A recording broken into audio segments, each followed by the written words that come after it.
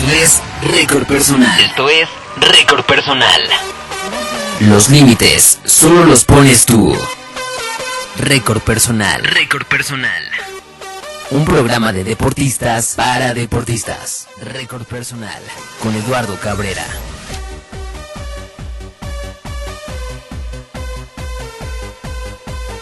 Hola, ¿qué tal? Buenas noches, soy Eduardo Cabrera, me da un enorme gusto tenerlos esta noche aquí en nuestro programa Récord Personal. Bienvenidos y estamos transmitiendo a través de www.escucharadio.com.mx, donde ya saben, hablamos de deporte de verdad, y donde las patadas, los balones, los pitazos y las faramayas de los faules no se comentan. Aquí hablamos de deportes donde realmente la gente suda, se esfuerza, se entrena y hace de su vida parte del deporte. Y al revés, del deporte lo hace parte de su vida. Sigo recibiendo muchos mensajes a través de las redes sociales y de comentarios directos de la gente que estuvo en el maratón de Nueva York. Creo que funcionó muy bien la temperatura, muchos mexicanos por allá. Me dicen que aproximadamente 300 mexicanos son los que estaban corriendo allá en maratón, el maratón de la ciudad de Nueva York, que sigue siendo muy emblemático, cada vez más concurrido, cada vez más difícil participar en él, pero también con tiempos que van mejorando dramáticamente entre los grupos de amateurs. Así que vale la pena continuar observando qué es lo que está pasando ahí, porque los tiempos han mejorado de una manera muy dramática. Los mexicanos también haciendo mucho de las suyas allá en Nueva York, en este recorrido de 42.195 kilómetros. Y vaya que muchos de ellos que están aquí comentándonos cómo les fue, cómo estuvo la competencia, la salida del puente Berrazano, que siempre significa un esfuerzo enorme porque se acumulan muchísimo los corredores en ella, pero la llegada ya en Central Park que lo hace realmente una experiencia única. Bueno, también está preparándose mucha gente para el Ironman de Cozumel, que ya está próximo a suceder, muy cercano. Mucha gente que hizo también el medio Ironman de Cozumel en la misma isla, con el propósito de hacer que su entrenamiento les diera más resistencia, pues también preparándose ya, haciendo los últimos preparativos. Ya están en el descenso una gran cantidad de los competidores que van a Cozumel al Ironman, en esta fecha excelente y en un clima que realmente es maravilloso.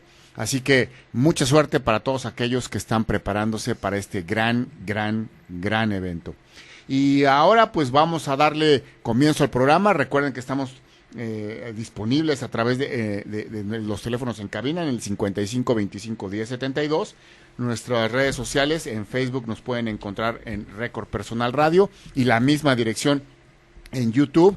Nuestro Twitter es @recordpersonalr y nuestro correo electrónico para recordatorios, invitaciones y todo tipo de recomendaciones para el programa en recordpersonalradio@gmail.com. No se olviden que estamos también en las redes sociales a través de www.escucharadio.com.mx y que denle un like a la página de Escucha Radio, Escucha con K, y también nuestro Twitter es @escucharadio, y ahí pueden enterarse de todas las noticias que estamos haciendo y de todos los programas que estamos transmitiendo aquí en esta barra tan variada de Escucha Radio. Y bueno, que el cronómetro corra y vamos a la primera sección del día de hoy. Cuando entreno, también pienso. Es el límite. Tengo que confesar que durante toda mi vida deportiva, que por cierto no es muy larga, me he caracterizado por ser un atleta muy cercano a la tierra o al agua. Mis experiencias en algunos deportes casi siempre me han colocado muy cercano al nivel del mar y ocasionalmente me han llevado por arriba de los 2.200 metros a altura de la Ciudad de México. Y esto cuando realizo un entrenamiento para preparar mi cuerpo para un evento de larga distancia y tratar de enriquecer mi sangre con una buena carga de glóbulos rojos para ser más eficiente cuando participe en el evento en cuestión. También debo decir que el montañismo no se encontraba dentro del radar de mis actividades deportivas, ya que se encontraba fuera de mi atención o tenía una mínima predilección por mi parte, pues consideraba a esta actividad como algo pasiva y hasta cierto punto aburrida. Pero mi percepción súbitamente se ha transformado por una de esas benditas casualidades que en algunas ocasiones se convierten en causalidades. Pues les cuento la historia. Resulta que por cuestiones de trabajo me di a la tarea de subir a una de las montañas más emblemáticas de los alrededores de la Ciudad de México, una vez más solo por accidente. Afortunadamente, mi condición de corredor me ayudó a que la experiencia no fuera algo traumática y sufrible, por lo menos durante el día del ascenso y del descenso. No puedo decir lo mismo los días posteriores. Pero independientemente de esta aventura, nada planeada, descubrí algo que había pasado totalmente desapercibido en el pasado: la belleza de la montaña y el reto que ésta realmente te ofrece. Hice mi ascenso con un par de bastones especializados, calzado para actividades en exteriores, una pequeña mochila con golosinas y agua, que compartimos su carga entre otros compañeros con los que subí a la montaña, y nos dimos a recorrer la ruta para alcanzar los 3.900 metros del famosísimo Pico del Águila en la cordillera del Ajusco, en el sur de la Ciudad de México. La experiencia, tengo que confesarlo, fue absoluta e increíblemente inigualable. Iniciar el ascenso por la mañana dentro del bosque con ese peculiar verdor y aroma característico de la mañana en el mismo bosque, y sentir el esfuerzo que se va realizando, tu cuerpo que tu cuerpo va realizando, va sintiendo que el aire se hace más delgado por la falta del oxígeno, en verdad te hace una sensación embriagante. Voltear varias veces para ver el ascenso realizado y mirar la panorámica fue algo en verdad difícil de explicar en el momento ante tanta magnificencia. Nuestro guía y conocedor de la montaña nos llevaba a un paso ciertamente rápido, sabiendo que los que ascendimos ese día practicamos deporte de manera seria, pero fue suficiente para que alcanzáramos la cima casi 3 horas después. Aún no sé si es el deporte que viene en mi lista de 10 actividades de hacer antes de morir, pero lo que sí puedo decir es que si no lo has intentado, te estás perdiendo de algo que en verdad vale mucho la pena vivir. Platicando entre atletas. Platicando entre atletas. Bueno, pues regresamos a Récord Personal y esta noche tenemos un invitado que ya nos ha acompañado en otras ocasiones. Se trata nada más y nada menos que de Fernando Beitia, director y fundador de Deporte 6am, que viene hoy con la consigna de platicarnos de otra montaña muy cercana a la Ciudad de México y que se ha convertido también en uno de los emblemas más importantes de la misma Ciudad de México, y que por desgracia muy poca gente, en verdad muy poca gente, conoce a tanto detalle como lo conoce Fernando Beitia. Fernando, ¿cómo estás? Muy bien, Eduardo, muchas gracias otra vez por la invitación. Aquí estamos para platicar un poco del Iztaccíhuatl, de la mujer dormida, de esta montaña que todo el mundo ve todos los días, pero que pocos se atreven. Pocos se atreven a acercarse y subirla, ¿no? Y además es esa mujer que pocos se atreven a acercarse a ella. Exactamente. Inclusive. Exactamente. Oye, ¿por qué esta sensación? ¿Qué es lo que pasa en un lugar como la Ciudad de México, que teniendo tantas montañas y teniendo tantas facilidades para poderlas ascender, no lo hace la gente? Yo esa pregunta me la he hecho muchas veces y lo atribuyo a tal vez que el chilango es poco explorador. Es decir, el chilango se siente ser urbano explorador, pero no lo es. Se siente. Es ser urbano explorador de la zona urbana, sí, pero, zona urbana, pero no de los exteriores. Sí, pero yo creo que el chilango tiene que empezar a ser más explorador en los negocios, en la montaña, en sus relaciones interpersonales, en general ser un explorador, ¿no? Claro, abrirse más al mundo. Abrirse más. O sea, lo cosmopolita que decimos que somos, exacto, realmente no lo somos. Yo creo que no, yo creo que todavía somos, si nos comparamos con otros países y otras ciudades, todavía somos un gran pueblo en el DF. Aunque nos sentimos pueblote, otra cosa, un pueblo. Nos sentimos una metrópoli. Exactamente. Oye, Fernando, tú tienes ya un buen rato haciendo montañismo y el Ista yo creo que es uno de esos lugares emblemáticos que para ti siempre ha sido un reto, y aparte lo has convertido un reto para las personas. ¿Cuánto tiempo llevas practicando el montañismo? Recuérdanos, ya no lo has practicado en otras ocasiones, pero para la gente que no nos ha escuchado con anterioridad, ¿cuántos años llevas practicando montañismo? Bueno, este año cumplí 36 años y la primera vez que subí al Iztaccíhuatl tenía 16, entonces llevo 20 años. Por lo menos regresando. Ha habido años que he regresado 10 o 15 veces y años que una sola vez, pero en esos 20 años nunca he dejado de subir el Iztaccíhuatl. O sea que tienes alrededor de unos 200 ascensos a lista. Aproximadamente, sí. Poquito más, poquito menos. Sí, entre 150 y 200 ascensos. Wow, ya perdiste la cuenta. Perdí la cuenta, perdiste la cuenta. Sí, no me acuerdo cuántos, pero sí, más de 150 sí. Oye, a ver, ¿cuál es el reto? ¿Cuál es el reto? O sea, hay como una sensación en el montañismo que la gente le da ciertamente miedo, ¿no? O sea, No es una actividad sencilla, hay que reconocerlo, pero creo que también a veces los montañistas lo han hecho como un poco más carismático y por consiguiente que parezca un poco más difícil de lo que realmente es. Y aunque hay que hacerlo con expertos, entrenado y con el equipo adecuado, la verdad es que si alguien se acerca, como es en tu caso, y te lleva, te conduce, te enseña y te motiva para ascender, la experiencia se vuelve algo realmente maravilloso. Sí, yo creo que también la cultura popular del montañismo, o sea, las películas, los artículos, siempre es la tragedia, ¿no? O sea, por ejemplo, ahorita va a salir un documental del K2, ¿no? Obviamente, lo que va a vender es el día más, donde más muertos ha habido en el K2, claro, ¿no?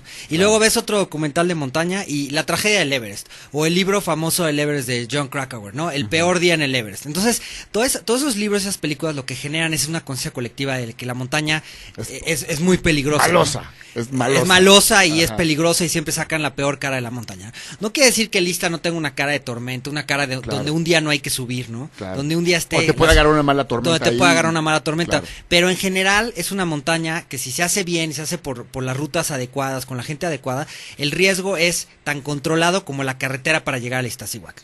O sea, si tú sales a carretera y le revisas las llantas al coche, manejas con precaución, etcétera, claro. ¿hay un riesgo? Sí, Claro, sí lo hay. Siempre como salir al periférico. Sí, pero es un riesgo controlado. Entonces Claro. yo diría que es igual, o sea, es igual de peligroso la carretera para llegar que subir, que el ascenso. Entonces en las dos se necesita prudencia, en las dos se necesita hacerlo bien, revisar el equipo bien. Y termina siendo un riesgo mínimo, ¿no? Es una montaña, sí es una montaña de más de 5,000 metros. Claro, que tiene unas implicaciones por lo menos de demanda física. Sí, y cabe mencionar que es, por ejemplo, más alta que la montaña más alta de Europa, que sería el Mont Blanc, ¿no? Claro, que Entonces, también ya tuvimos oportunidad de platicar del Mont Blanc. Exacto, entonces tiene mucha altura, sin embargo no es muy técnica porque no tienes que escalar una pared vertical o no Claro. tienes que escalar hielo, Claro. no tienes que hacer una escalada muy técnica para llegar a la cima. Lo que se necesita, yo creo, es flexibilidad mental, esto que decíamos de ser explorador, Sí. ¿no? Ser explorador, tener mente abierta a retos nuevos. Es más o menos como, por ejemplo, no sé, la primera vez que yo me aventé en parapente, ¿no? No, pues, sí, pues voy a sentir raro y sí va a ser algo diferente, y pero... vas a sentir que los pies te cuelgan, ¿no? Pero- Y tienes que confiar en un pedazo de tela y unos cuantos hilos. Pero hay que tener esa mente abierta y saber que sí va a ser duro. Definitivamente subir una montaña no es fácil. O sea, Claro. el reto va a ser duro. Yo creo que más mental que físico. ¿Qué físico? Por la experiencia nueva. ¿Qué es la experiencia nueva? Yo resumiría en, te vas a sentir muy chiquito, porque es una montaña muy grande. Claro. Entonces lo que le pasa a la gente es que estando arriba en la montaña, tiene una experiencia casi, yo diría, espiritual, de darse cuenta qué tan chiquito es, ¿no? En la montaña. Y ahí es donde hay un shock. O sea, la gente que es soberbia, la gente que se siente que es, la gente que a lo mejor trae cosas de la urbe, ahí te tienes que llegar con humildad. O sea, y te pone en tu lugar. O sea, y la montaña te va a poner en tu lugar, ¿no? Y eso es una cosa muy padre de la montaña, que ahí los niveles socioeconómicos Se borran. se borran, ¿no? O en algunos grupos yo he tenido, por ejemplo, atletas consumados, triatletas De alto nivel. elites, y en el mismo grupo a lo mejor una persona de mediana edad, así casi medio sedentaria, Claro. pero que se adapta mejor a la altura y se desempeña mejor. Anda, a ver, Entonces, eso no, es un tema, eso ¿no? es un tema. No es un reto atlético necesariamente, ¿no? Claro, O sea, es un reto mental, sí, de hecho con una carga atlética. Sí, de hecho hay estadísticas que, por ejemplo, una persona a lo mejor un poquitito pasada de peso, no estoy hablando de obesidad, sino poquitito pasado de peso, es menos propensa al mal de montaña claro. que una persona delgada con 6% de grasa corporal, Claro, ¿no? claro. Porque a lo mejor con ese 6% de grasa corporal empiezas a subir Y empieza a parecer frío. y la uno. altura y el frío y todo, y entonces no necesariamente es para ultradeportistas y consumados, sino es para gente que quiere hacerlo, que quiere conocer su montaña, porque es la montaña de los chilangos. Por supuesto. Junto con el Popocatépetl. Junto ¿no? con el Popo, es nuestra montaña, es la montaña que todos los días que amanece, sobre todo en estos días que ven de invierno, la ves. Lo ¿no? vemos, sí, claro. Sí. Y yo creo que, bueno, hay un tema más profundo que no nada más sería el montañismo, sino la cultura de montaña en general es muy pobre en México. ¿Y a qué me refiero con cultura de montaña? O sea, una montaña no nada más no es un lugar para hacer deporte o montañismo. Una montaña es donde nace el agua, por ejemplo, ¿no? Exacto, todo Es- el deshielo, toda ¿no? la acumulación de... Son fábricas de agua, para algunos son lugares espirituales religiosos, para otros son una conserva ecológica, es un lugar de conservación, ¿no? De árboles, en fin, de animales, ¿no? Para otros son un reto físico de llegar a la cima. Entonces la montaña es muchas cosas, y en otros países hay lo que se llama la cultura de montaña. Por compararlo con algo, sería como la cultura vial, ¿no? Okay. O sea, no tenemos cultura vial, Entonces, porque no la tenemos. Es un tráfico horrible. A lo mejor estamos en proceso de tener cultura Claro. vial, pero no la tenemos. O sea, somos muy atascados para manejar, no respetamos al peatón, no respetamos al ciclista. Entonces, No respetamos las señales. no respetamos las señales. Entonces, se necesitan muchas culturas en México, y yo creo que una, no menos importante que la vial, es la cultura de montaña, porque ahorita se habla del problema del agua, se habla del Claro. problema del aire, etcétera. Las montañas son este lugar donde se purifica el aire, este lugar donde nace el agua, ¿no? Y es el lugar también donde se juega, ¿no? Donde se juega en llegar a la Donde se cima. puede divertir. ¿no? Ujú. Entonces, en México hay una pobre cultura de montaña que nosotros hemos tratado de impulsar en todos los sentidos. Con Vea- Deportes 6 AM. con Deportes 6 AM, ve y juega la montaña, valórala, date cuenta que es tuya, o sea, no es una cosa ajena grande ahí para unos locos, o una cosa que está ahí en el paisaje, no, es de ahí nacen, por ejemplo, los ríos que alimentan Morelos, Sí. ¿no? Mucho En del el- agua de Morelos viene de ahí. Viene de los volcanes, o por ejemplo, el agua de las estacas, el agua de Huastepec. en el caso del Nevado Toluca, el microclima que genera la montaña es la que abastece la presa de Valle de Bravo, Así es. y es el agua que traemos al DF, ¿no? Así es. Entonces, si destruimos el Ista, si destruimos el Nevado Toluca, hay escasez de agua, ¿no? Por supuesto. Entonces son lugares muy importantes, digamos, en muchos sentidos, y obviamente también tiene una parte histórica, ¿no? Las montañas tienen Claro, una y historia. tienen una historia y un tienen valor y un valor cultural también. un valor cultural, porque pintores famosos han Claro. pintado los volcanes, ¿no? Hay una tradición histórica de ellas desde la época precortesiana. etcétera. Exactamente, ¿no? Entonces toda esa cultura de montaña es valorar el arte de la montaña, valorar la ecología, valorar el agua que producen, y por qué no llegar a la cima para conocerla, ¿no? En toda la magnitud que tiene el Iztaccíhuatl. Y es un lugar, por ejemplo, poca gente sabe que en México nada más hay 3 glaciares ya, ¿no? Y uno de ellos está ahí. Dos de los glaciares que tenemos, nada más hay 3 glaciares en toda la República Mexicana. Ok. Glaciares, ¿qué quiere decir? Son nieves perpetuas, Permanentes. que no importa si cae nieve o no cae nieve, o sea, en pleno verano está el glaciar ahí, ¿no? Ok. Entonces quedan 2 en el Iztaccíhuatl, que sería el de la panza y el del pecho, Ok. y uno en el Pico Orizaba, que sería el glaciar de Jamapa, ¿no? Ok. Entonces el Ista tiene los Y que por dos, cierto han sufrido mucho en deshielo recientemente, ¿no? En los últimos Sí. 10 años aproximadamente.